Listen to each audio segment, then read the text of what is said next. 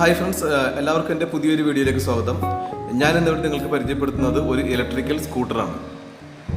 എനിക്ക് തോന്നുന്നു നമ്മളുടെ ഇനി അങ്ങോട്ടുള്ള മുന്നോട്ട് നമ്മൾ എല്ലാവരും ഇലക്ട്രിക്കൽ സ്കൂട്ടർ അല്ലെങ്കിൽ ഇലക്ട്രിക്കൽ കാറുകളായിരിക്കും കൂടുതൽ ഉപയോഗിക്കാനുള്ള സാധ്യത കൂടുതൽ. കാരണം എന്താ വെച്ചാൽ ഈ പെട്രോളിൻ്റെ ഡെയിലി വില വർധനയും മറ്റുള്ള മെയിൻ്റനൻസ് ചിലവ്, പെട്രോൾ വെഹിക്കിളിൻ്റെ അല്ലെങ്കിൽ ഡീസൽ വെഹിക്കിളിൻ്റെയൊക്കെയുള്ള മെയിൻ്റനൻസ് ചിലവും എല്ലാം വെച്ച് നോക്കുമ്പോൾ നമ്മുടെ ഇലക്ട്രിക്കൽ വെഹിക്കിൾ എന്ന് പറഞ്ഞാൽ നമുക്ക് വളരെ ഉപയോഗപ്രദമാണ്. കാരണം എന്താ വെച്ചാൽ ഇതിൻ്റെ മെയിൻ്റനൻസ് കോസ്റ്റ് വളരെ കുറവാണ്.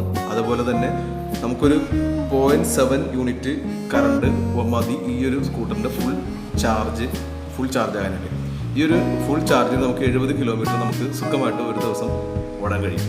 ഒരു 70 കിലോമീറ്റർ എന്ന് പറഞ്ഞാൽ ശരാശരി ഒരു ചെറിയ ഒരു ഓഫീസിൽ പോയിട്ട് തിരിച്ചു വരിക, നമ്മൾ വരുന്ന വഴിക്കുന്ന മാർക്കറ്റിൽ കയറി ഇങ്ങനെയൊക്കെ വരുന്ന ചെറിയ ഉപയോഗമുള്ള, അതായത് ലോങ് ട്രിപ്പ് പോകാതെ ചെറിയ ഓട്ടങ്ങൾക്ക് മാത്രം ഉപയോഗിക്കുന്നവർക്ക് ഈ ഇലക്ട്രിക്കൽ സ്കൂട്ടർ എന്തുകൊണ്ടും വളരെ ഉപയോഗപ്രദമായിരിക്കും. 60 വോൾട്ട് അല്ലെങ്കിൽ 48 വോൾട്ട് 20 ആംപിയർ പെർ അവർ ഉള്ള ലിഥിയം ബാറ്ററിയാണ് ഇതിൽ ഉപയോഗിച്ചിരിക്കുന്നത്. ഇതിൻ്റെ മോട്ടറിൻ്റെ കപ്പാസിറ്റി എന്ന് പറഞ്ഞാൽ മോട്ടർ 250 വാട്ട്സ് ആണ് ഇതിൻ്റെ മോട്ടർ. ഒരു ഫുൾ ചാർജിൽ 60 അല്ലെങ്കിൽ 70 കിലോമീറ്റർ നമുക്ക് ഈ വണ്ടി സുഖമായിട്ട് ഓടിക്കാൻ പറ്റും. അതുപോലെ തന്നെ ഇതിൻ്റെ ഫ്രണ്ട് വീല് ഡിസ്ക് ബ്രേക്കാണ്, ബാക്ക് സാധാരണ ബ്രേക്കാണ്. ഇതിൻ്റെ ഹെഡ്ലൈറ്റ് ഇൻഡിക്കേറ്റർ എല്ലാം LED ഉപയോഗിച്ചാണ്, LED ലൈറ്റുകളാണ് ഇതിൽ ഉപയോഗിച്ചിരിക്കുന്നത്. അതുപോലെ തന്നെ ട്യൂബിലെസ് ടയർ, നമ്മൾ സാധാരണ ടയറിൽ സ്കൂട്ടറിൽ കാണുന്ന പോലെ ട്യൂബിലെസ് ടയറാണ് ഇതിൽ ഉപയോഗിച്ചിരിക്കുന്നത്. ഇതിൻ്റെ വില എന്ന് പറഞ്ഞാൽ 58,000 ആണ് ഇതിൻ്റെ വില, ഓൺ റോഡ് പ്രൈസ്. ഇതിന് നമുക്ക് ഓടിക്കുമ്പോൾ ഇതിന് നമുക്ക് ലൈസൻസ് വേണ്ടി വരും. കാരണം ഇത് സാധാരണ ഒരു ഇലക്ട്രിക്കൽ സ്കൂട്ടർ പോലെ ലൈറ്റ് ആയിട്ടുള്ള വെഹിക്കിളല്ല, ഇത് കുറച്ച് സ്ട്രോങ് ആയിട്ടുള്ള വെഹിക്കിൾ ആയതുകൊണ്ട് ഇതിന് ലൈസൻസ് വേണ്ടി വരും. അതുപോലെ തന്നെ 200 കിലോഗ്രാം ക്യാരിയിങ് കപ്പാസിറ്റി ഇതിന് പറയുന്നുണ്ട്. അതായത് 2 പേർക്ക് സുഖമായിട്ട് യാത്ര ചെയ്യാം. ഇതിന് സ്റ്റാർട്ടിങ് എന്ന് പറഞ്ഞാൽ നമ്മൾ ജസ്റ്റ് കീ കൊണ്ട് ഇത് ഓൺ ചെയ്യുക, ആക്സിലേറ്റർ കൊടുത്ത് പോവുക, വേറെ ഒന്നുമില്ല.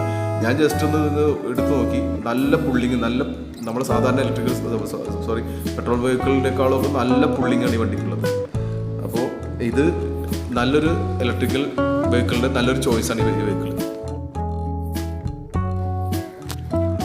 ഒരു 3 കളറിൽ ഈ വെഹിക്കിൾ അവൈലബിൾ ആണ്. ഇതിൻ്റെ ലെഗ് സ്പേസ് എന്ന് പറഞ്ഞാൽ ധാരാളം ലെഗ് സ്പേസ് ഉണ്ട്. ചെറിയൊരു വെഹിക്കിൾ അല്ല ഇത്, പക്ഷേ നമുക്ക് കുറച്ച് സ്പേഷ്യസ് ആയിട്ട് ഒരു കൈകാര്യം ചെയ്യാൻ പറ്റുന്ന നല്ലൊരു വെഹിക്കിളാണ്. എൻജിനും അതേപോലുള്ള സാധനങ്ങളൊന്നും ഇല്ലാത്തതുകൊണ്ട് ഇതിനകത്ത് മെയിൻ്റനൻസ് എന്ന് പറയുന്ന സംഭവം വളരെ കുറവായിരിക്കും. വളരെ ചെറിയ രീതിയിലുള്ള മെയിൻ്റനൻസ് മാത്രമേ ഇതിലുണ്ടാവുള്ളൂ.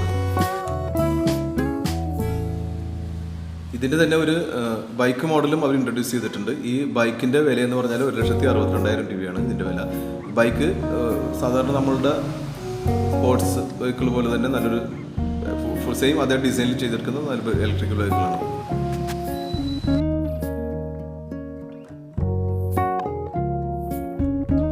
നമുക്ക് ഇത് ഒരു ഫുൾ ചാർജ്, അതായത് 70 കിലോമീറ്റർ ഓടാനായിട്ട് നമുക്ക് 10 രൂപ താഴെ ചിലവ് വരുന്നുള്ളൂ. നമ്മൾ സാധാരണ ഒരു 70 കിലോമീറ്റർ ഓടുന്നത് ഒരു സാധാരണ പെട്രോൾ വെഹിക്കിളാണെങ്കിൽ നമുക്കൊരു 150 റുപ്പീസിൻ്റെ ചിലവുണ്ടാവും പെട്രോളിൽ. അപ്പോൾ അത് വെച്ച് നോക്കുമ്പോൾ വലിയൊരു സേവിങ്സാണ് നമുക്ക് മന്ത്ലി ഈ വെഹിക്കിൾ കൊണ്ട് നമുക്ക് ഉണ്ടാകുമ്പോൾ. അതുകൂടാണ്ട് നമ്മളൊരു സോളാർ ചാർജർ നമ്മുടെ കാർ ഷെഡിൽ അറേഞ്ച് ചെയ്യുകയാണെങ്കിൽ നമുക്ക് ആ ചിലവ് ഒഴിവാക്കിയിട്ട് ഫ്രീ ആയിട്ട് നമുക്ക് ഈ വണ്ടി ഓടിച്ചുകൊണ്ട് പോകാൻ പറ്റും. അപ്പോൾ എന്തുകൊണ്ടും നല്ലൊരു എക്കണോമിക് ആയിട്ടുള്ള നല്ലൊരു വെഹിക്കിളാണിത്. ഇനി നമുക്ക് എല്ലാവർക്കും ഇലക്ട്രിക്കൽ വെഹിക്കിൾ ഉപയോഗിക്കുന്നതായിരിക്കും ഏറ്റവും നല്ലത്. അപ്പോൾ എൻ്റെ വീഡിയോ നിങ്ങൾക്ക് എല്ലാവർക്കും ഇഷ്ടപ്പെട്ടാൽ സബ്സ്ക്രൈബ് ചെയ്യാനും ലൈക്ക് ചെയ്യാനും മറക്കരുത്. Thank you.